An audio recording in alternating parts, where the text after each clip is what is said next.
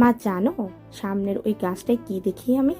প্রেরণা শান্ত কণ্ঠে চমকায়। তিনি প্রশ্নের দরুণ দৃষ্টি নিক্ষেপ করে দূরের অন্ধকারে। কিছুই দেখতে পাচ্ছে না অন্ধকার ছাড়া। কিসের কথাই বলছিস পেরু? কি দেখেছিস গাছে? আমার মৃত্যু। রাহেলা বেগম থমকায়। কি ভয়ঙ্কর উত্তর! কি শুনল সে? মৃত্যু? আমার কিছু হলে আমার মেয়েটাকে দেখে রাখবে তো মা? ও যে বড়ই অভাগী। না ও তোমার মতো মা পেয়েছে, না নওয়াব, নওশেদ আর নূরের মতো ভাই পেয়েছে। কি বলছিস তুই পেরু? কেন বলছিস? আর কি হবে তোর? রাহেলা বেগম বিচলিত হয়ে পড়ে। মেয়েটা হঠাৎ কি হলো? রাত তো অনেক হলো মা, ঘুমাতে যাও এবার। বলে দ্রুত পায়ে স্থান ত্যাগ করে প্রেরণা। সে কি কিছু লুকাতে চাইছে তার মায়ের থেকে? মায়ের মন কি সেই লুকোচুরি বুঝবে? ভ্যাপসা গরমে ঘুম ভাঙে প্রিয়ন্তীর। সকাল হতে না হতেই রোদটা যেন টিন ভেদ করে শরীর পুড়িয়ে দিতে চায়। নিভু নিভু চোখে পাশের বালিশে হাতড়ে খোঁজ চালায় মায়ের, কিন্তু পাচ্ছে না। এই বাড়িতে আসার পর থেকেই এমন হচ্ছে, কই আগে তো এমন হতো না। সকাল হলেই মা জানালার পর্দা সরিয়ে মুখে চুমু দিয়ে ঘুম ভাঙিয়ে দিত তার। কিন্তু এখানে হচ্ছে উল্টো, বরং গরমটায় তার ঘুম ভাঙাচ্ছে। তবে মা কি তার থেকে পালিয়ে বেড়াচ্ছে? মা কি তাকে রেখে দূরে কোথাও চলে যাবে? সহসায় তড়িৎ বেগে বিছানা থেকে নামে প্রিয়ন্তী। তার মাকে এখনই চাই। হারিয়ে ফেলার ভয়ে মাকে আদর করতে ইচ্ছে করছে খুব। ছাদের চারপাশটা মাকে খুঁজে না পেয়ে পা চালায় সিঁড়ির দিকে। সে জানে মা ছাদে না থাকলে বাগানে নিশ্চয়ই থাকবে। বাগানের বাঁ দিকে ভিড় দেখতে পেয়ে সেদিকে ছুটে যায় প্রিয়ন্তী। বাগানের সেই দিকটায় রয়েছে সকল ধরনের ছোট বড় ফল গাছ। তাই এই দিকটা একদম পছন্দ নয় প্রিয়ন্তীর। কিন্তু সকলে ওই দিকে কি করছে? এত ভিড় কেন? ভিড় ঠেলে ভেতরে প্রবেশ করতেই তার পা দুটো স্থির হয়ে যায়। চোখ বেয়ে কয়েক ফোঁটা জল গড়িয়ে পড়ে আপনা আপনি। তার দৃষ্টি সামনের বড় আম গাছটায়। সবচেয়ে নিচু ডালে ঝুলছে তার মায়ের দেহখানি। ভুল বলেছে, দেহখানি নয়, মরদেহখানি। গাছের ডালের ওপর উঠে কয়েকজন লোক সেটি নামানোর চেষ্টা করছে। তার মা কি খুব কষ্ট পাচ্ছে ওভাবে থাকতে? তার মাকে খুব? কাকে প্রশ্ন করবে সে? আশেপাশে চোখ বুলায়। দূরেই নানু কাঁদতে কাঁদতে মূর্ছা যাচ্ছে বারবার। মামিরাও কাঁদছে, আর মামারাও। মামারা কোথায়? পুনরায় আশেপাশে চোখ বুলাই সে। মায়ের মরদেহ ঝুলতে থাকা গাছটার নিচে বসে আছে তার মামারা। এতক্ষণ দেখেনি কেন সে? চোখের জলের কারণে। প্রেরণার নিস্তেজ দেহটাকে রাখা হয়েছে মাটির ওপর। তার ভাইদের চোখ সেই দেহখানার ওপরেই। এই শরীরেই তো তারা কত ধুলো লাগতে দেয়নি, এখন কিনা সেই ধুলোতেই মিশে রয়েছে। নবাব চৌধুরী ছুটে যায়, আগলে নেয় তার বোনের দেহখানা। কি শীতল ঠান্ডা, যেন বরফপিণ্ড। এক দৌড়ে ছুটে যায় বাড়ির ভেতর, হাতে করে একখানা কম্বল এনে জড়িয়ে দেয় বোনের মৃতদেহটা। বোনের ঠান্ডা লাগছে যে। যদি সর্দি হয়, জ্বর বাঁধে, এভাবেই পাগলামি চলে তিন ভাইয়ের। কান্নার দরুন ক্ষণে ক্ষণে জ্ঞান হারাচ্ছিল তিন ভাই। বারবার একই কথা আওড়াচ্ছিল। আমাদের বোনকে মাটিতে রেখো না। ও আমাদের চোখের মণি, আমাদের প্রার্থনার ফল, আমাদের প্রেরণা। মা, আম্মু, আম্মাম। নাক টেনে ডাকে প্রিয়ন্তী। মা উঠো, দেখো সকাল হয়ে গিয়েছে। আমার খিদে পেয়েছে খুব, খাইয়ে দাও না। আমি একা খেতে পারি না। এরা কেউ তোমার মতো মজার খাবার দেয় না। কেমন নরম নরম খাবার খেতে দেয়, গন্ধ আসে, আমি খেতে পারি না। এই দেখো চুলগুলো কেমন এলোমেলো হয়ে আছে, বিরক্ত করছে খুব। বেঁধে দাও, গরম লাগছে আমার। তোমার মতো কেউ চুল বেঁধে দেয় না, ঘুম থেকে আদর দিয়ে জাগিয়ে তোলে না। মা, আম্মু, মাম্মা। প্রিয়ন্তীর কান্না জড়িত কণ্ঠে বারবার ডাকছে তার মাকে। এই ডাক উপস্থিত সকলের চোখে অশ্রুসিক্ত করছে।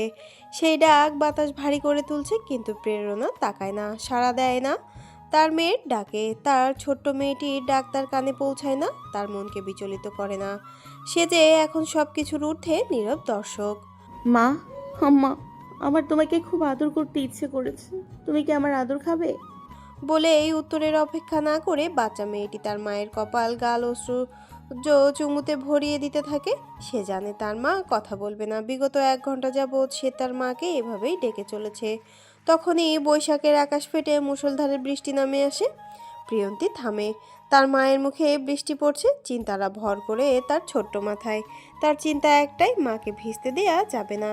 সে বোঝে না মৃত্যু কি না হলে এখনই বুঝে যেত মায়ের মৃত্যুর সাথে সাথে সে আজ পুরোপুরি আশ্রয়হীন হয়েছে হয়েছে এই পৃথিবীর বুকে এতিম। আল্লাহ, তুমি বৃষ্টি থামিয়ে দাও। আমার আদরগুলো যে মুছে যাচ্ছে, কেউ ছাতা নিয়ে এসো। আমার মা ভিজে যাচ্ছে, কেউ ছাতা আনছো না কেন?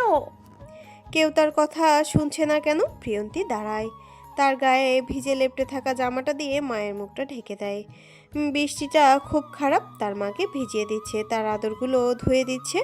প্রেরণা চৌধুরী হয়ে বৃষ্টি মুখর দিনে জন্মানো সৌভাগ্যবতী মেয়েটি প্রেরণা আহমেদ হয়ে বৃষ্টি মুখর দিনে দুর্ভাগ্য নিয়ে বিদায় নিয়েছে। জন্মের সময় মায়ের চুমু কপালে জুটলেও মৃত্যুর সময় মেয়ের চুমুটুকু কপালে জোটেনি তার। বৃষ্টির ফোঁটা সেগুলো ধুয়ে মুছে নিয়ে যাচ্ছে আর তাকে শুনিয়ে শুনিয়ে বলছে, আহারে জীবন, আহা জীবন, জলে ভাসা পদ্ম যেমন। প্রেরণা আহমেদের মৃত্যুতে সেদিন যেন সকলের সাথে আকাশটাও কেঁদেছিল খুব। সেদিন অনবরত বৃষ্টি ঝরছিল ধরনের বুকে। উপায়ন্তর না পেয়ে তার নিথর দেহটিকে বাড়ির সদর দরজায় রাখা হয়। কেউ তার মাথার পাশে, কেউ তার পায়ের কাছে বসে অঝরে কাঁদছিল, কিন্তু সকলের আহাজারি উপেক্ষা করে তার রক্তশীর্ণ দেহটি পড়েছিল বাড়ির মেঝেতে। প্রিয়ন্তী বসেছিল ঠিক তার মায়ের বুক বরাবর। সে দেখছিল কিভাবে তার মায়ের মুখটা ধীরে ধীরে ফ্যাকাশে হয়ে যাচ্ছে। বড় মামা, মাকে বিছানায় শুয়ে দাও না। দেখো মায়ের শরীরটা কেমন ঠান্ডা হয়ে গিয়েছে। এভাবে নিচে শুয়ে রেখেছো কেন? প্রিয়ন্তী চিন্তিত হয়ে পড়ে। আর মায়ের কষ্ট হচ্ছে হয়তো। নবাব চৌধুরী পূর্ণ দৃষ্টিতে তাকায় প্রিয়ন্তীর পানে, যার চোখে এতক্ষণ নিবদ্ধ ছিল বোনের পায়ের পাতায়। হয়তো স্মরণ করছিল এই পা দিয়ে বোনের প্রথম গুটি গুটি পায়ে হাঁটার দৃশ্য। এই পা এখন পুরোপুরি থেমে গিয়েছে। বোন এই বাড়িতে আসার পর একবারও তার সাথে কথা বলেনি সে। বোনের প্রতি ভালোবাসার চেয়ে অভিমানটাই বেশি ছিল তখন। এখন আফসোস হচ্ছে কেন কথা বলল না সে, কোন মুখ ফিরিয়ে নিয়েছিল, কেন এতবার জড়িয়ে ধরে বলল না ভাই আছি তো, বল কি হয়েছে তোর, ভাই সব ঠিক করে দিবে। কিন্তু চরম সত্যি এটাই, আমরা মানুষকে হারিয়ে কদর করি। যখন কেউ দুঃখে কষ্টে নিঃশেষ হয়ে যায় তখন তার দুঃখে ভাগ বসাতে চাই। যখন তার কথা বলা পুরোপুরি বন্ধ হয়ে যায় তখন তার কষ্টের কথা শুনতে চাই। আমি চাইলেও যে তোর মাকে আর পালঙ্কে শোয়াতে পারবো না রে মা। কি করে পারবো বল? ওর এখন থেকে তোর মায়ের স্থায়ী বিছানা হলো কবর। একটু পরে এই হাতে তাকে কবরে শুয়ে দিতে হবে বলেই নবাব চৌধুরী তার হাত দুটোর দিকে তাকায়। এই হাতেই তো বোনকে বড় করেছে, বোনের সকল আবদার পূরণ করেছে, মায়ের কাছ থেকে বোনকে মার খাওয়ার হাত থেকে বাঁচিয়েছে।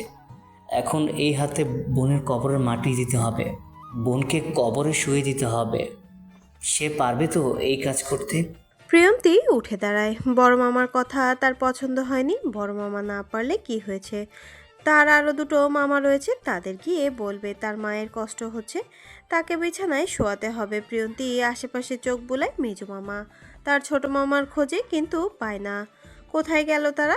তখনই তার চোখ যায় বাগানের ডান দিকটায়, যেটা তার সবচেয়ে পছন্দের জায়গা। ওইখানে শিউলি ফুলের গাছটা, তার সবচেয়ে পছন্দের ফুলগুলো কেমন জবিনে বিছিয়ে থাকে, যেন ফুলের বিছানা। সেই গাছটার নিচে মাটি খোঁড়া হচ্ছে। ঝিরঝির বৃষ্টিতে মেজো মামা, সৌহার্দ্য ভাই এবং আরও কিছু মানুষ মিলে এই কাজটা করছে। সে বুঝতে পারছে না বৃষ্টির মধ্যেও এই কাজ করার মানে কি।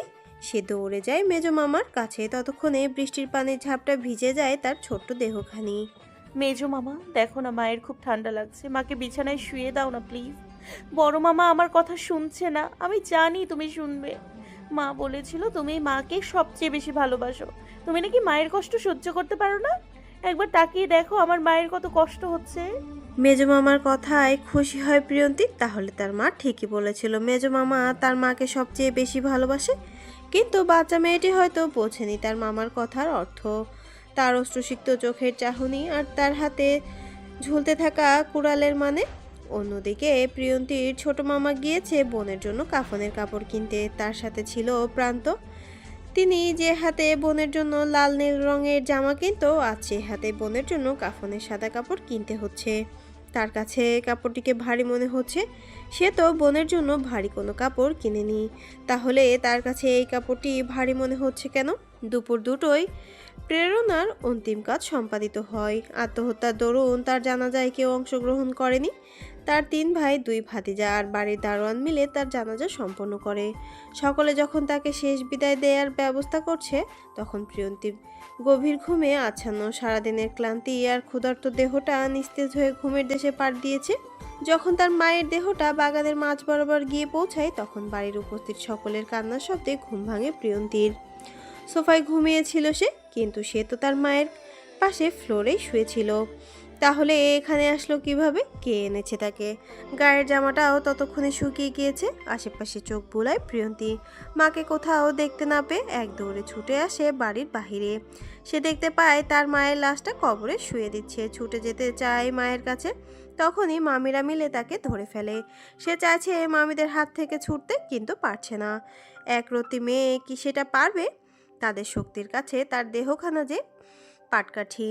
মামি প্লিজ আমাকে যেতে দাও, আমি আমার মায়ের কাছে যাব। মাকে এখানে কেন শুইয়ে দিচ্ছে? মায়ের শরীরে মাটি লেগে যাচ্ছে, বৃষ্টি পড়ছে মায়ের শরীরে। আমাকে যেতে দাও প্লিজ। তোমরা মাকে এই বাড়িতে না রাখলে বলো, আমি আমার মাকে নিয়ে চলে যাব। তাও মাকে এখানে শুইয়ে দিও না প্লিজ মামি। প্রিয়ন্তী কাঁদছে, চিৎকার করে কাঁদছে। তার চিৎকারে বাতাস ভারী হয়ে যাচ্ছে, বাতাসে কষ্ট মিশে যাচ্ছে। সেই কষ্টে আকাশটাও কাঁদছে পাল্লা দিয়ে। মামিরা কাঁদছে কিনা বুঝতে পারছে না। বৃষ্টির জল আর চোখের জল যে একই রকম দেখতে। যখন তার মায়ের কবরের মাটি শেষ কণাটুকু দেয়া হয়, তখনই মামিদের হাত আলগা হয়ে আসে। হাতের বাঁধন আলগা হতে এক দৌড়ে ছুটে যায় মায়ের কবরের কাছে। ততক্ষণে তার মায়ের মুখটা মাটিতে ঢাকা পড়েছে। সে গিয়ে তার মায়ের কবরের ওপর মাথা রাখে।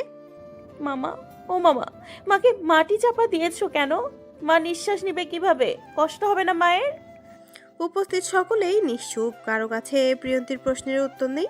তারা কি বলবে বাচ্চা মেয়েটিকে? কিভাবে বলবে তার মা মারা গিয়েছে? তোর মা মারা গিয়েছে প্রিয়ন্তী, তাই তাকে ওখানে শুয়ে দেওয়া হয়েছে। ওটাকে কবর বলে। মৃত মানুষকে কবরে শুয়ে দিতে হয়। মৃত্যুর পর সে যত সময় বাইরে থাকবে, তার কষ্ট তত বড়। তুই চাস তোর মা কষ্ট পাক? সৌহার্দের কথায় চমকায় প্রিয়ন্তী, কিন্তু মাথা তুলে তাকায় না। তার রাগ হচ্ছে সৌহার্দের প্রতি। কি বলছে সে? তার মা মারা গিয়েছে? মানুষ মারা যায় কিভাবে? সে তার ঘুমন্ত মাকে মৃত বলছে কেন? সৌহার্দের কথা শেষ হতে প্রিয়ন্তী তার মায়ের কবরের চুমু খায়। টিও, ঘরে চল মা। তোর মা তার শেষ ঠিকানায় পৌঁছে গিয়েছে। এখন আর হাজার ডাকলেও আসবে না সে, বরং মায়ের জন্য আল্লাহর কাছে দোয়া করবি। চল। নূর চৌধুরী ডাকে মাথা তুলে তার দিকে তাকায় প্রিয়ন্তী। তার পাশেই বড় মামা আর মেজো মামা রয়েছে। সকলের মুখ মলিন। সকলে এখন চলে যাবে হয়তো, কিন্তু সে তার মাকে রেখে কোথাও যাবে না। এখানেই থাকবে মায়ের কাছে। প্রান্ত এগিয়ে আসে প্রিয়ন্তীর কাছে। মায়ের মৃত্যুর কথা শুনে কেন চুপ হয়ে গিয়েছে মেয়েটা? সে কখনো প্রিয়ন্তীকে চুপ থাকতে দেখেনি। চঞ্চল মেয়েটার নিশ্চুপতা ভালো লাগছে না তার। প্রিয় চল ঘরে যাবি, বৃষ্টি হচ্ছে, ঠান্ডা লেগে জ্বর বাঁধাবি নাকি? মায়ের জ্বর বাঁধবে না প্রান্ত ভাইয়া? প্রিয়ন্তীর কোমল প্রশ্নে চুপসে যায় প্রান্ত। এই মেয়ে সবসময় তাকে উল্টো পাল্টা প্রশ্ন করে বসে। প্রিয়ন্তী উঠে দাঁড়ায়, এক দৌড়ে চলে যায় বাড়ির ভেতরে। সকলে স্বস্তির নিঃশ্বাস ফেলে। মেয়েটাকে বোঝাতে পারলো তাহলে। প্রিয়ন্তী চলে যেতেই তার পিছু পিছু সকলে বাড়ির ভেতর চলে যায়। প্রিয়ন্তী দাঁড়িয়ে আছে ছাতা হাতে। বৃষ্টির ফোঁটায় তার ছোট্ট শরীরটা ভিজিয়ে দিচ্ছে, কারণ ছাতাটা তার মায়ের কবরের ওপর ধরা।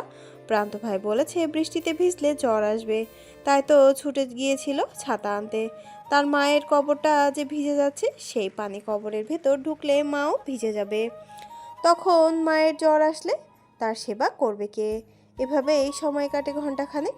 প্রায় 1 ঘন্টা হলো প্রিয়ন্তী তার মায়ের কবরের উপর ছাতা হাতে দাঁড়িয়ে আছে। কেউ জানে না ও মেয়েটি ছাতা হাতে বৃষ্টিতে ভিজছে, কিন্তু একজোড়া চোখ ঠিকই তার উপর নজর রাখছিল। মেয়েটি যতক্ষণ বৃষ্টিতে ভিজছিল চোখ জোড়ায়, মালিকও ততক্ষণ বৃষ্টিতে ঠায় দাঁড়িয়েছিল। তার চোখে ছিল অসহায়ত্ব, মেয়েটির কষ্ট। মায়ের জন্য আকুতি তার সহ্য হচ্ছে না। চারিদিকে অন্ধকার নেমে আসে ধীরে ধীরে। মেঘে মেঘে ঘর্ষণ চারপাশটা আলোকিত করছে ক্ষণে ক্ষণে। বজ্রপাতের বিকট শব্দে কানে হাত দেয় প্রিয়ন্তী। ছোট্ট দেহখানা কেঁপে ওঠে সেই বিকট শব্দে, যার দরুন হাতে থাকা ছাতাটা পড়ে যায় মাটিতে। পুনরায় দ্বিগুণ শক্তির বজ্রপাতের শব্দে আবারও কেঁপে ওঠে প্রিয়ন্তী। ভয়ে দুর্বলতায় ছোট শরীরটা যেন ভার ছেড়ে দিতে চায়। যখনই ছোট জোড়া চোখ জোড়া নিভু নিভু হয়ে মাটিতে লুটিয়ে পড়বে, তখনই ছুটে আসে সৌহার্দ্য। মাটিতে পড়বার আগে এই ছোট্ট দেহখানাকে আগলে নেয় বুকে। প্রিয়ন্তী তার কোমর সমান।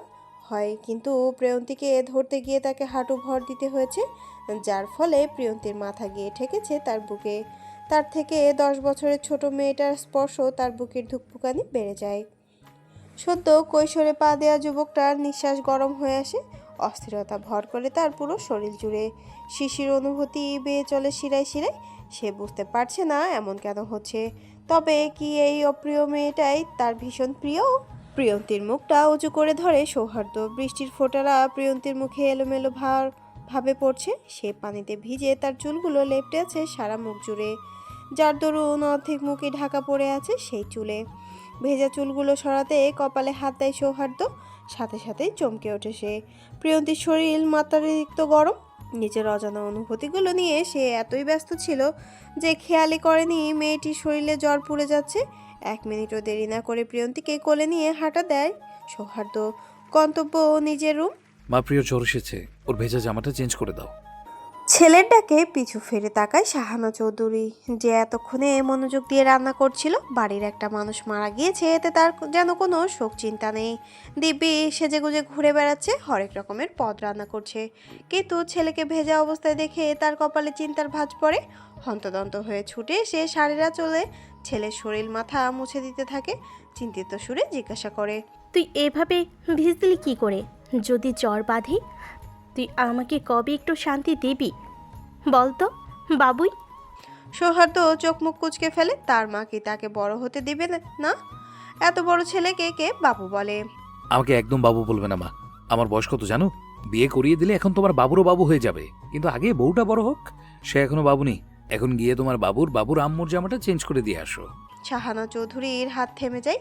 খুন্তি দিয়ে তরকারি নাড়ছিল সে। সৌহার্দ্যের এতক্ষণ বলা কথাগুলো না শুনলেও শেষের কথাটা ঠিকই শুনেছে। কার কথা বলছিস? কার জামা চেঞ্জ করব? অপ্রিয়র। নির্লিপ্ত ভঙ্গিতে জবাব দেয় সৌহার্দ্য। মানুষের জীবনকে খরস্রোতা নদীর সাথে তুলনা করা যেতে পারে, কারণ জীবনের প্রবাহ যেন ঠিক নদীরই মতো গতিশীল, পরিবর্তনশীল ও অপ্রত্যাশিত। গতিশীল যেমনটি প্রিয়ন্তীর জীবন। একটা সকাল অপ্রত্যাশিতভাবে তার জীবনকে এই পরিবর্তন করে দিয়েছে। বাবা মায়ের সাথে কাটানো জীবনটা ছিল তার কাছে স্বর্গরাজ্যে, কিন্তু এই বাড়িটি তার কাছে আস্ত একটা নরক, যেখান থেকে আগুন দেখা যায় না, কিন্তু পুড়ে ছাই হতে হয় প্রতিনিয়ত। আকাশের দিকে তাকিয়ে কি দেখছিস? পড়াশোনা কি আকাশে উড়িয়ে দিয়েছিস? পাখির ডানায় নাকি মেঘের বেলায়?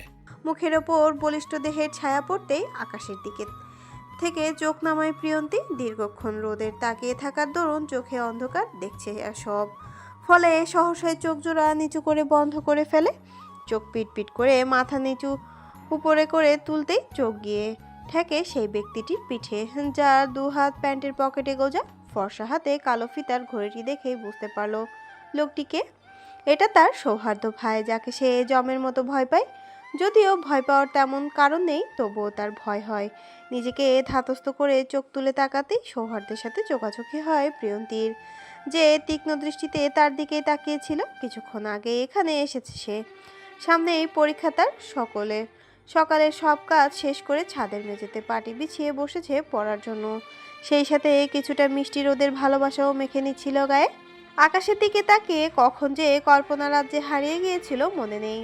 সৌহার্দ্য ভাইয়ের ডাকেই ধ্যান ভাঙে তার। মেঝেতে বসে থাকার দরুন সৌহার্দ্যকে দেখতে পেছনের দিকে ঘাড় বাঁকাতে হয় প্রিয়ন্তীর, যার ফলে সৌহার্দ্যের পকেটে গুজে থাকা হাতের ফাঁক দিয়ে এক ফালি রোদ এসে পড়ে প্রিয়ন্তীর চোখে মুখে। এখন কি এই ঘাটটাও ভেঙে ফেলবে নাকি? তোর এমন উকি ঝুঁকির অভ্যাস কবে হলো প্রিয়? সৌহার্দ্যের কথায় প্রিয়ন্তীর বিস্মিত হয়। সে কখন উকি ঝুঁকি মারল? দোষ তো তারই। সূর্যের বিপরীতে দাঁড়ানোর জন্য তো তাকে দেখা যাচ্ছিল না, তাই তো ঘাড় বাঁকিয়ে দেখতে হচ্ছিল তাকে। আমি আপনাকে দেখার জন্যই এভাবে তাকিয়েছি। আসলে আপনাকে ঠিকমতো দেখা যায়। আমি কি খুব সুন্দর দেখতে? চোখে হারাচ্ছিস আমাকে? প্রিয়ন্তী ভরকায়, কান গরম হয়ে আসে তার অস্তিত্ব অস্বস্তি হচ্ছে। হাত পা শিরশির করছে, ঠান্ডা নাকি অন্য কারণে বুঝতে পারছে না। সৌহার্দ্য ভাই কি বলছে এসব? সে তো তাকে তার কথাটা শেষ করতেই দিল না, উল্টো মন গড়া কী সব ভেবে নিচ্ছিল। প্রিয়ন্তীর ভাবনার মাঝেই সৌহার্দ্য টুপ করে নিচে বসে পড়ে, একদম প্রিয়ন্তীর মুখ বরাবর। প্রিয়ন্তী নিজেকে গুটিয়ে নেয়, মাথার ঘোমটা টেনে গায়ে শাল আঁকড়ে ধরে। সৌহার্দ্য আর চোখে সবই দেখছিল তাকে সহজ করতে মেঝেতে পড়ে থাকা রসায়ন বইটা হাতে তুলে নেয়। চোখের চশমা ঠিক করতে করতে খুব মনোযোগ সহকারে দেখতে থাকে বইটি। সায়েন্সের কোন সাবজেক্ট তোর সবচেয়ে পছন্দ প্রিয়? রসায়ন। প্রিয়ন্তীর উত্তরে সৌহার্দ্য ভ্রুকুচকায়। রসায়ন কারো পছন্দের সাবজেক্ট হয় কি করে? এটা তো প্রেমের সাবজেক্ট। কিছু একটা ভাবনায় আসতে এই সৌহার্দ্যের মুখে হাসি ফুটে ওঠে। জানিস, তোর জন্য একটা বর ঠিক করেছি। দেখতে যেমন সুন্দর, চরিত্রও তেমন ভালো, আবার নামও রসায়ন সম্পর্কিত। প্রিয়ন্তী চোখ তুলে তাকায়। যে এতক্ষণ মাথা নিচু করে নখ খুঁটছিল, সৌহার্দ্যের সাথে সে নর্মালি থাকতে পারে না, যেমনটা প্রান্ত ভাইয়ের সাথে পারে। কিন্তু সৌহার্দ্য ভাই কি বলল তাকে? তার জন্য বর ঠিক করেছে, তাও আবার রসায়ন সম্পর্কিত। মানে? প্রিয়ন্তীর মুখখানা দেখে সৌহার্দ্য মাথা নিচু করে হাসে। মেয়েটি বাহিরে বাহিরে নিজেকে যতই বড় দেখাক না কেন, ভেতরে ভেতরে সে এখনো বাচ্চা। সৌহার্দ্যের কথায় কেমন বাচ্চামো ফুটে উঠেছে সেই মুখখানায়। তোর বরের নাম কি জানতে চাইবি না? কি নাম? ঘোরের মধ্যে জিজ্ঞাসা করে প্রিয়ন্তী। তার বর ঠিক হয়েছে। এটা শুনে সে ঘোরের মধ্যে যায়নি, গিয়েছে, কারণ তার সৌহার্দ্য ভাই তার জন্য বর ঠিক করেছে। সেই জন্য সৌহার্দ্য পুনরায় হাসে। সে বুঝতে পারছে প্রিয়ন্তীর হাবভাব। সে সাধারণত হাসে না, কিন্তু প্রিয়ন্তীর ভাবুক চেহারা দেখে খুব হাসি পাচ্ছে তার। এই নিশ্চুপ হাসি যাতে ধরা না পড়ে, তাই সেটিকে লুকিয়ে পুনরায় মুখে গম্ভীর্যতা ধারণ করে। খাতা বের কর, তোর বরের নাম বলছি, নোট করে নে। ভুলে গেলে কিন্তু দ্বিতীয়বার আর বলবো না, মনে থাকে যেন। প্রিয়ন্তী আশেপাশে তাকায়, কি হচ্ছে কিছুই বুঝতে পারছে না। সে জানে সৌহার্দ্য ভাই তাকে পছন্দ করে, সেজন্য কি তার জন্য বর ঠিক করেছে, বাড়ি থেকে বের করে দিতে পারবে বলে। প্রিয়ন্তীর চোখে অশ্রু ভর করে। বাধ্য মেয়ের মতো খাতা হাতে নিয়ে লিখতে শুরু করে তার হবু বরের নাম। Sulphur, oxygen, hydrogen, argon, D block, oxygen. প্রিয়ন্তীর হাত থেমে যায়, মুখ হা হয়ে যায় মুহূর্তে। এটা কেমন নাম? মানুষের নাম এমন হয় নাকি? আর নাম এমন হলেও বা তাকে ডাকবে কি বলে? সৌহার্দ্য তড়িৎ বেগে উঠে দাঁড়ায়। পূর্বের ন্যায় হাত গুজে নেয় প্যান্টের পকেটে। সূর্যকে আড়াল করে দাঁড়ায় প্রিয়ন্তীর মুখের সামনে। সেই মুখটায় তাকায় শান্ত দৃষ্টিতে। যে নামটা বললাম মুখস্থ করে নে, পারলে মনে গেঁথে নে। মনে রাখিস, এই নামটার সাথেই তোর ভবিষ্যৎ জড়বে। এই নাম ব্যতীত অন্য কারো নাম মুখে আনলে সে নামের ব্যক্তি এই পৃথিবীর অতিথি হয়ে যাবে। বলে কটকট পায়ে নিচে নেমে যায় সৌহার্দ্য। প্রিয়ন্তী চেয়ে থাকে সেই দিকে। তার মাথায় কিছুই ঢুকছে না। সৌহার্দ্য ভাই কি তাকে হুমকি দিয়ে গেল, নাকি সাবধান করে গেল বরের নাম ছাড়া অন্য কারো নাম মুখে না আনতে? কাল আমাদের সাথে শপিংয়ে যাবি প্রিয়? মিহিয়াপুর ডাকে চোখ তুলে তাকায় প্রিয়ন্তী। সন্ধ্যার নাস্তা করার জন্য সকলে ড্রয়িং রুমে উপস্থিত হয়েছে। তার সাথে বিয়ের শপিং নিয়ে আলোচনা করছে সকলে। প্রিয়ন্তী সকলের হাতে হাতে নাস্তা তুলে দিচ্ছিল। তোমরা যাও আপু, আমি গিয়ে কি করব? আমার এমনিতেও এসব ভালো লাগে না। আমরা সবাই যাচ্ছি, বিয়ের শপিং বলে কথা। তুইও চল আমাদের সাথে। নিজের জন্য পছন্দ করে কিছু কিনে নিবি। ওর আবার কিসের পছন্দ মিয়াপু?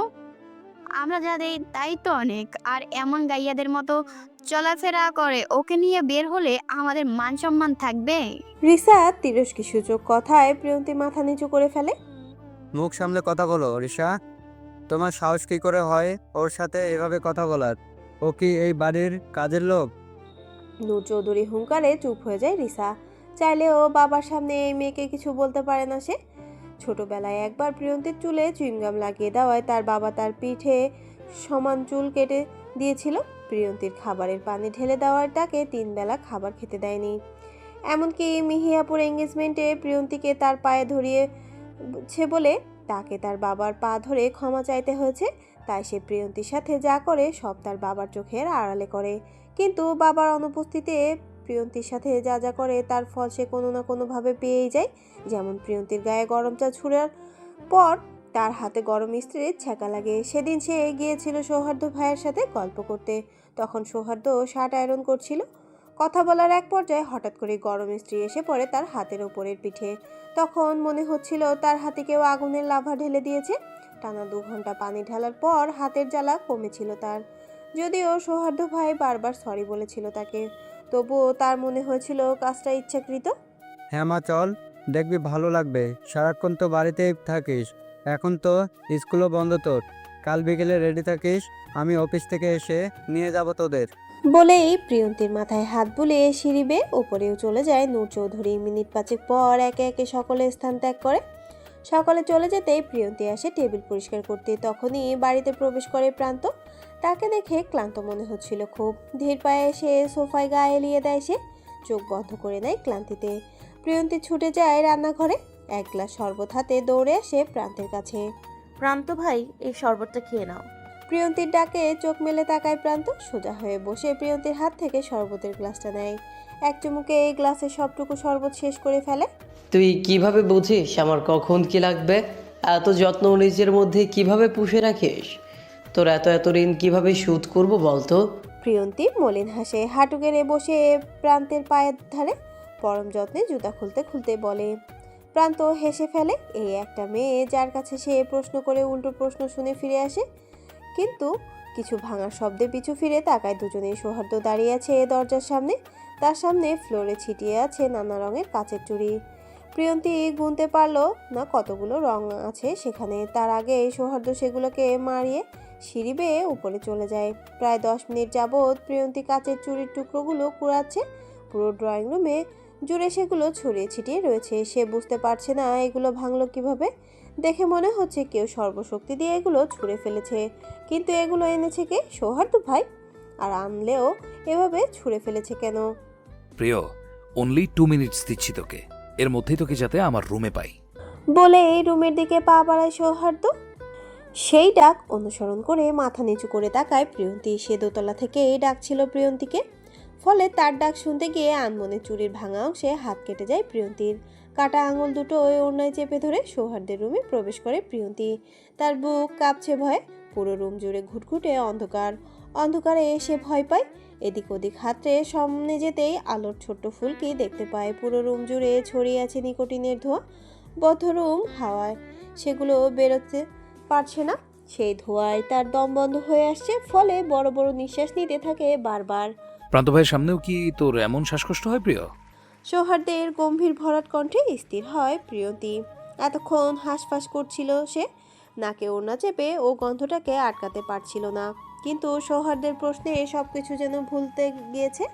বন্ধ হয়ে আসা দমটা যেন পুরোপুরি বন্ধ হয়ে গিয়েছে। তোর শ্বাসকষ্ট হবে শুধু আমার ছোঁয়ায়, তোর দম বন্ধ হবে শুধু আমার অনুভূতির কথা শুনে, তোর দৃষ্টি এলোমেলো হবে শুধুমাত্র আমার চোখে চোখ রাখার লজ্জায়। বুঝেছিস পাখি? সৌহার্দ্য থামে, গম্ভীর নিঃশ্বাস নেয়। অন্ধকারে প্রিয়ন্তীকে দেখতে পারছে না সে। মেয়েটি কি অবাক হচ্ছে তার কথাই? সে কি ভাবছে তার সৌহার্দ্য ভাই কি নির্লজ্জ? আজ থেকে নিজেকে এইসবের জন্য প্রস্তুত করে নে বাবুনি পাখি। তোকে আমি খুব ভালোবাসি, জানিস? তোকে তোর থেকেও আমি বেশি ভালোবাসি। আমার ভালোবাসা চিনে নেওয়ার অধিকার কাউকে দিব না, এমনকি তোকেও না। শেষ কথায় হিংস্রতার প্রকাশ পায় সৌহার্দ্যের কণ্ঠে। কিছু একটা পড়ার শব্দে সৌহার্দ্য চমকায়। তড়িঘড়ি করে আলো জ্বালায় রুমে। সে আলোয় চোখ বুলে রুমের চারপাশ। সহসায় তার চোখ গিয়ে আটকায় ফ্লোরে পড়ে থাকা প্রিয়ন্তীর দিকে। এক মুহূর্তের জন্য তার দুনিয়া থমকে যায়। আতঙ্ক ছড়িয়ে পড়ে তার পুরো মুখ জুড়ে। দৌড়ে ছুটে গিয়ে প্রিয়ন্তীর মাথাটা কোলে তুলে নেয়। বাবুনি, এই পাখি, প্রিয়, চোখ খোল। কি হচ্ছে বল আমাকে? কোথায় কষ্ট হচ্ছে তোর? আমার দিকে তাকে একবার। প্রিয়, এই প্রিয়। সৌহার্দ্য পাগলের মতো করতে থাকে। প্রিয়ন্তীর হাত জোড়া নিজের হাতের মধ্যে নিয়ে ঘষতে থাকে অনবরত। তারপরও কাজ না হওয়ায় উঠে গিয়ে দিকভ্রান্তের মতো জানালার পর্দা সরাতে থাকে। এদিক সেদিক ছুটতে থাকে একটু বাতাসের জন্য। তার দম বন্ধ হয়ে আসছে। মেয়েটির সাথে যে তার নিঃশ্বাসও জড়িত। বিশাল আকৃতির গেটের সামনে প্রায় 15-20 মিনিট যাবৎ দাঁড়িয়ে আছে কাইফা। মেয়েটি কালো বোরখা আর কালো মাস্ক পরিহিত, সেই সাথে কালো একটা হেজাব পরেছে ওনার মতো, যার দরুন চোখ জোড়া ব্যতীত কিছুই দেখা যাচ্ছে না তার। মৃদু বাতাসে হিজাবের ফাঁকে বের হয়ে আসা চুলগুলো দোল খাচ্ছে কপাল জুড়ে। সে হিজাব পরতে পারে না, শুধুমাত্র প্রিয়ন্তীর জন্য তাকে এইভাবে বোরখা আর হিজাব পরতে হয়েছে। সকালের আলো ফুটেছে বেশ কিছুক্ষণ আগে। ব্যায়াম শেষে মাঝবয়সী কিছু লোক বাড়ি ফিরছে, আবার কেউ কিছু ছুটছে স্কুল ও অফিসের উদ্দেশ্যে। তাদের মধ্যে কেউ কেউ আবার দু একবার তাকাচ্ছে কাইফার দিকে। সে লজ্জা পাচ্ছে, নিজেকে অস্বস্তিতে গুটিয়ে নিচ্ছে বারবার। এত সকাল সকাল আসাটা একদম উচিত হয়নি কাইফের বাচ্চা। পরীক্ষা শেষ হয়েছে মাত্র 10-12 দিন হলো, এতেই তুই তোর জানি চিকার বান্ধবীর জন্য পাগল হয়ে গেছিস? ছ্যাঁ। কথাটা ভাবনায় আসতেই মুখ কুচকাই কাইফা। এতটা ছ্যাঁচড়া কবে হলো সে? আচ্ছা, সকলে কি তাকে ভিক্ষুক ভাবছে অথবা চোর? কাইফা সন্দিহান চোখে আশেপাশে তাকায়। না, এখন আর তাকে কেউ দেখছে না। স্বস্তির নিঃশ্বাস ফেলে পুনরায় গেটের ফাঁক দিয়ে উকি দেয় বাড়ির ভেতর। সে অনেকক্ষণ যাবৎ দাঁড়িয়ে আছে এখানে। গেটে দারোয়ান না থাকায় জিজ্ঞেসও করতে পারছে না সঠিক জায়গায় এসেছে কিনা। উপায় না পেয়ে ডান হাতটা মেলে ধরে চোখের সামনে হাতে থাকা কাগজের টুকরায় গেটে গোটা গোটা অক্ষরে লেখা Chowdhury villa sector 2 road number 5। কিন্তু সমস্যা একটাই, এলাকার নাম জানে না সে। তাড়াহুড়ো করে শুধু অ্যাড্রেসের ওপরের অংশটুকুই এনেছে, নিচের অংশের কথা বেমালুম ভুলে গেছে। এক্সকিউজ মি আঙ্কেল, অ্যাড্রেসটা দেখিয়ে বলুন তো এটা এই বাড়ির অ্যাড্রেস কিনা। প্রান্ত দাঁড়ায়, ঘাড় বাঁকিয়ে পিছু ফিরতে বোরকা পরিহিত কাইফাকে দেখতে পায়, যার শুধু চোখ জোড়ায় অনাবৃত। উজ্জ্বল ফর্সা মুখখানায় বাদামি রঙের চোখ, বড় বেমানান লাগলো। তার কাছে বোরকা, হিজাব, মাস্ক সবই তো কালো, তাহলে চোখ জোড়া বাদামি হলো কেন? এটা তো মহা অন্যায়। কি হলো আঙ্কেল, বলুন না প্লিজ। কাইফার অনুরোধ সূচক বাক্যে ঘোর কাটে প্রান্তের। সে আশেপাশে তাকায়, ওপর নিচ তাকায়, কিন্তু আঙ্কেলের মতো দেখতে কাউকে খুঁজে পাচ্ছে না। মেয়েটি কাকে আঙ্কেল ডাকছে তাকে? সহসায় তার চোখ জোড়া বড় বড় হয়ে যায়। তড়িঘড়ি পকেট থেকে ফোন বের করে গালের খোঁচা খোঁচা দাঁড়িয়ে দেখে, মাথা নিচু করে পেট দেখে, কই সব তো ঠিকই আছে, তাহলে মেয়েটি তাকে আঙ্কেল ডাকছে কেন? এই মেয়ে, তোমার কি মাথায় সমস্যা নাকি চোখে সমস্যা? কাকে আঙ্কেল ডাকছো? এখানে আমি ছাড়া আর কে আছে? আপনাকেই ডাকছিলাম। প্রান্তের মাথা গরম হয়। মাত্র 30 বছর বয়স তার, এই বয়সেই তাকে আঙ্কেল বানিয়ে দিল। স্ট্রেঞ্জ। এই যে এই অ্যাড্রেসটা দেখুন।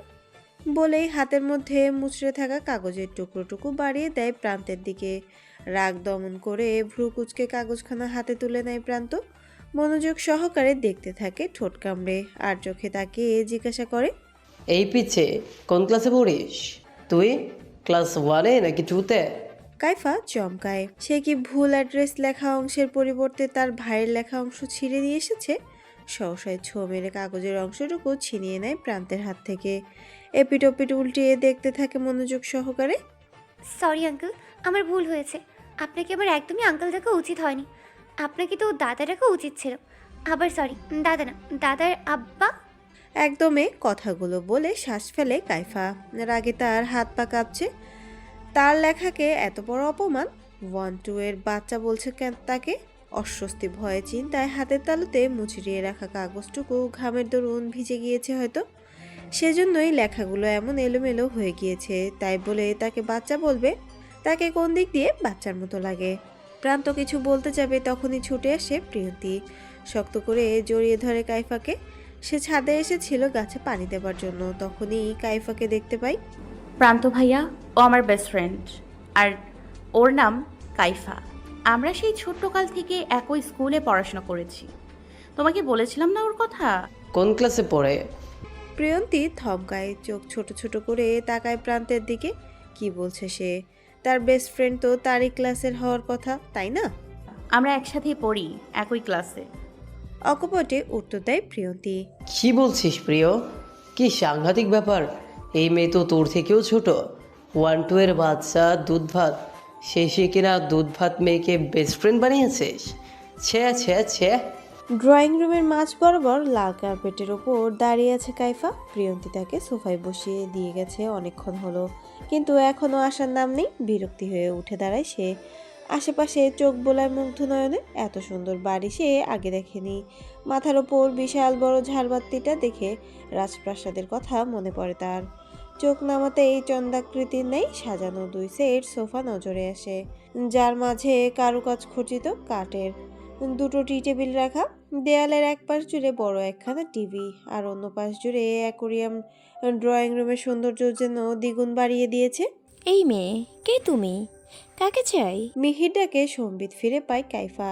ভদ্রতার খাতিরে মাথা নিচু করে ফেলে মুহূর্তেই। মিহি আপু, ও আমার ফ্রেন্ড কাইফা, আমার সাথে দেখা করতে এসছে। বলে হাতে থাকা চা বিস্কিটের ট্রেস টেবিলে রাখে প্রিয়ন্তী। প্রিয়ন্তীর কথায় মিহি আর সারা খুশি হলেও মুখ বাঁকায় রিসা। কাইফা, বসো, বসে নাস্তা করো। বলে সারা আপুর হাত ধরে অন্য সোফায় গিয়ে বসে মিহি। রিসাও কিছু দূরত্ব বজায় রেখে বসে ফোন হাতে। তুমি কোথায় থাকো কাইফা? তোমার বাবা কি করে? তোমার সম্পর্কে বলো। কাইফা হাত চুলকায়, চোখের পাতা ফেলে ঘন ঘন অস্বস্তি হচ্ছে তার। আমতা আমতা করে উত্তর দেয়, আমি আজিমপুর বস্তিতে থাকি। আমরা এক ভাই এক বোন। আমার আব্বা ভাঙ্গারি বিক্রি করে। আর আম্মা জামা কাপড় সেলাই করে। কাইফা থামে, তার বুক কাঁপছে। সামনে থাকা পানির গ্লাস উঠিয়ে গদগদ করে সবটুকু পানি শেষ করে বোরকার হাতায় মুখের লেগে থাকা অবশিষ্ট পানির বিন্দুটুকু মুছে নেয়। আগের ন্যায় বলতে থাকে, আম্মা বিকেলে ফুলের মালা গেঁথে রাখে, আব্বা কাজ থেকে এসে সেগুলো বিক্রি করে। এভাবেই সংসার চলে আমাদের। আমি একটা সরকারি স্কুলে পড়ি, বাসায় কাজ থাকায় প্রতিদিন স্কুলে যেতে পারি না, সপ্তাহে 2 দিন যাই। কাইফার কথায় মিহি আর সারা দুঃখ প্রকাশ করলেও ফকিন্নি বলে মুখ বিড়বিড়াই রিসা। সামনেই আমার বিয়ে, তোমার মাকে বলবে আমার বিয়েতে যত যত ফুল লাগে তাকে দিতে। আমার সব রকমের ফুল চাই। পারবে না দিতে? পারবে না পুরো বাড়িটাকে ফুল দিয়ে সাজিয়ে দিতে? কাইফার চোখ চকচক করে ওঠে। এই কাজের বাহানায় হলেও সে 2 দিন প্রিয়ন্তীর সাথে থাকতে পারবে, সময় কাটাতে পারবে, গল্প করতে পারবে। এইসব ভাবনার মাঝেই তার মুখে অদৃশ্য হাসি রেখা ফুটে ওঠে। বাড়ির সামনে সারিবদ্ধভাবে 3টি গাড়ি দাঁড়িয়ে আছে। সূর্য অস্ত যাওয়ার সময় হয়ে এসেছে, যার ফলে পুরো আকাশ জুড়ে ছড়িয়ে আছে লাল কমলা আভা। একে একে বাড়ির সকল সদস্য বাহিরে বের হয়ে আছে। সারির প্রথম গাড়িটি নূর চৌধুরীর। সে ড্রাইভিং সিটে বসে অপেক্ষা করছে আর বারবার সময় দেখছে। তখনই আগমন ঘটে বাড়ির গিন্নিদের। তার পাশে এসে বসে তার সহধর্মিণী রূপালী চৌধুরী। গাড়ির পেছনের সিটে বসে বাকি 2 ছেলে, বাকি 2 গিন্নি মোহনা চৌধুরী ও শাহানা চৌধুরী। সারির মাঝে গাড়িতে ড্রাইভিং সিটে বসে আছে প্রান্ত। তার পাশে গিয়ে বসেছে তার ছোট বোন মিহা, আর পেছনে গিয়ে বসেছে মিহি আর সারা। সর্বশেষ গাড়িতে বসে আছে সৌহার্দ্য। তার মুখভঙ্গি দেখে মনে হচ্ছে সে খুবই বিরক্ত। এইসব মেয়েলি ব্যাপারে সে যেতে চায় না, কিন্তু এক প্রকার বাধ্য হয়ে যেতে হচ্ছে তাকে। বাবা জেঠুর অনুপস্থিতিতে তাকে তার প্রান্তকে দায়িত্ব দেওয়া হয়েছে সকলকে দেখে রাখার। বাড়ির বড় মেয়ের বিয়ে, যাতে কেনাকাটায় কোনো ত্রুটি না থাকে। আমি কি তোর প্রেমিক লাগি? গাড়িতে উঠতে গিয়ে সৌহার্দ্যের প্রশ্নে থেমে যায় রিসা। সকলে গাড়িতে উঠেছে অনেকক্ষণ আগে, কিন্তু তার আসতে দেরি হয়ে গিয়েছে। সময় মতো মেকআপ শেষ করতে পারলেও আইলাইনার ঠিকভাবে লাগাতে হিমশিম খেতে হয়ে তাকে। তাছাড়া সে ইচ্ছে করেও দেরি করে এসেছে। সে জানালা দিয়ে দেখেছে সৌহার্দ্যের গাড়ি সবার শেষে, তাই সকলে যখন প্রথম দুটোতে উঠে পড়তে তখনই সে নিচে নেমে আসে, যাতে সৌহার্দ্যের সাথে একা যেতে পারে। কি হলো, কথা বলছিস না কেন? সৌহার্দ্যের ধমকে কেঁপে ওঠে রিসা, মিনমিনিয়ে বলে, আমি তো চাই তোমার সাথে প্রেম করতে, শুধু প্রেম না বিয়েও করতে চাই, কিন্তু তুমি তো আমার দিকে ফিরে তাকাও না। সুহার্য ভাই, আমার পাশে শুধুমাত্র আমার প্রেমিকা অথবা বউ বসবে। বলেই রিসার দিকে তাকায় সৌহার্দ্য। নাক মুখ কুচকে পুনরায় বলে, তুই পিছনে গিয়ে বস, তোর শরীর থেকে বাজে স্মেল আসছে। রিসা গটগট পায়ে গাড়ির পেছনের সিটে গিয়ে বসে পড়ে। রাগে তার শরীর কাঁপছে। গাড়িতে বসে চোখ বুঝে নেয় বিরক্তিতে। সৌহার্দ্য ভাই তাকে এভাবে অপমান করে সবসময়। তুই কি গাড়িতে উঠবি নাকি তোকে ফেলেই চলে যাব? প্রিয়ন্তী চোখ তুলে তাকায়। সে এসে গাড়ির সামনে দাঁড়িয়েছিল নীরবে। সে যেতে চায়নি, কিন্তু মামার কথা রাখতেই যেতে হচ্ছে তাকে। মাগরিবের নামাজ শেষ করে বোরকা পড়তে আসতে একটু দেরি হয়ে গিয়েছে তার, কিন্তু এসে দেখে সকলে চলে গিয়েছে, শুধুমাত্র সৌহার্দ্য ভাই আর রিসা আপু আছে। রিসাকে পেছনে বসতে থাকা দেখতে গাড়িতে উঠতে ইতস্তত করছে প্রিয়ন্তী, যদি তাকে আবার কথা শুনিয়ে দেয়। কি হলো প্রিয়, কথা কানে যাচ্ছে না? প্রিয়ন্তী কেঁপে ওঠে, চোখ তুলে তাকায় সৌহার্দ্যের দিকে। তার চোখের ভাষা বুঝতে পারছে না সে। সৌহার্দ্য কি রাগ করেছে সে তাদের সাথে যাচ্ছে বলে? বুকে সাহস জুগিয়ে গাড়ির দরজা খুলে উঠতে গেলেই সৌহার্দ্যের রাম ধমকে থেমে যায় প্রিয়ন্তী। তোর কি আমাকে ড্রাইভার মনে হয়? তুই পেছনে বসবি আর আমি ড্রাইভ করে নিয়ে যাবো তোকে? বেয়াদব মেয়ে। প্রিয়ন্তী গাড়ি থেকে পিছিয়ে আসে। কোথায় বসবে বুঝতে পারছে না সে। সহসায় তার চোখ যায় গাড়ির পেছনে থাকা ডিকির দিকে। মনে মনে ভাবতে থাকে, তাহলে কি তাকে গাড়ির ডিকিতে বসেই যেতে হবে? প্রিয়ন্তীর আকাশ কুসুম ভাবনার মাঝে সৌহার্দ্য তার পাশে থাকা সিটের দরজা খুলে দেয়। চোখের ইশারায় বোঝায় তার পাশে বসতে। প্রিয়ন্তী ভরকায়, ভ্রুকুচকে ভাবতে থাকে। গাড়ির পেছনে বসলে সে ড্রাইভার হয়ে যেত, এখন যে পাশে বসাচ্ছে তাহলে এখন কি হবে? পিচ ঢালা রাস্তায় খুব ধীর গতিতে চলছে সৌহার্দ্যের গাড়ি। জানালার কাজ হালকা নামানো, যার দরুন মৃদু ঠান্ডা বাতাস ছড়িয়ে আছে পুরো গাড়ি জুড়ে। ল্যাম্পপোস্টের হলদে আলোয় আলোকিত হয়ে আছে চারপাশ। সেই আলোর রেখা মাঝে মধ্যেই কাজ ভেদ করে ঢুকেছে গাড়ির ভেতর। এভাবে মুচড়ামুচড়ি করছিস কেন? Any problem? সৌহার্দ্যের ভারী পুরুষালী কণ্ঠে স্থির হয়ে বসেছে প্রিয়ন্তী। গাড়িতে ওঠার অভ্যাস নেই তার, যার দরুন পেটের ভেতর মোচড় দিচ্ছে, তেতো ঢেকুর আসছে অনবরত। প্রিয়ন্তী আর চোখে তাকায় সৌহার্দ্যের পানে, যার চোখ জোড়ায় স্থির সামনের সরু রাস্তায়। মৃদু বাতাসে কপাল জুড়ে ছড়িয়ে থাকা চুলগুলো লেপ্টে যাচ্ছে, সেগুলো গিয়ে বাড়ি খাচ্ছে চোখে মুখে, যার ফলে এক হাত স্টারিং নিয়ে রেখে অন্য হাতে চুল ঠিক করার ব্যস্ত সে। প্রিয়ন্তী চোখ ঘুরায়, সৌহার্দ্যকে কিছু বলার সাহস নেই তার, না হলে এখনই বলতো। ভাইয়া গাড়িটা একটু থামাবেন, আমি বমি করব। কি হলো প্রিয়, কথা বলছিস না কেন? কোনো সমস্যা হচ্ছে তোর? সৌহার্দ্যের কথা মাঝেই গড় করে বমি করে পুরো বোরখা ভাসিয়ে ফেলে প্রিয়ন্তী। সৌহার্দ্য সহসায় গাড়ি ব্রেক কষে, যার দরুন প্রিয়ন্তী সামনের দিকে হেলে পড়তে নিলে এক হাত আটকে নেয় তাকে।